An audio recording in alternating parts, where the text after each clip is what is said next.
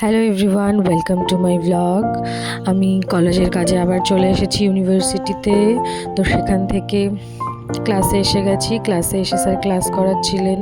তারপর বান্ধবীর সঙ্গে একটু বেরিয়েছিলাম। বাড়ি ফেরার পথে একটা লেস খেলাম। স্টেশনে বসেছিলাম এই ক্লাসমেটটার সঙ্গে সঙ্গে একটু ফাজলামি করছিলাম।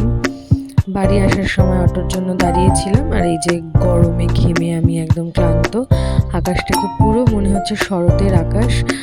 এত ভালো মনে হয় আকাশে পাখি হয়ে যদি উড়ে যেতে পারতাম। বাড়ি এসে দেখি মা লুচি ভাজছে। মায়ের আজকে উপোস ছিল, কারণ আজকে বিপত্তারিণী পুজো ছিল। তা আমিও একটা লুচি ভাজতে গেলাম, কিন্তু আমার দুর্ভাগ্য হোক আর লুচিরই দুর্ভাগ্য হোক, যেটা একদমই ফুললো না। তারপর একটা কচুরির মতন কিছু একটা বানিয়ে নিলাম। তো হয়ে গেল আমার না ফোলা লুচি আর কচুরি, যেটাই বলবে।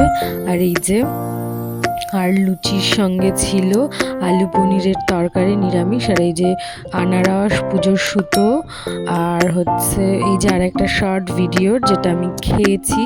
যদিও আমার পেট ভরা ছিল, আমি অল্পই খেয়েছি। তো এটা মা বানিয়েছে।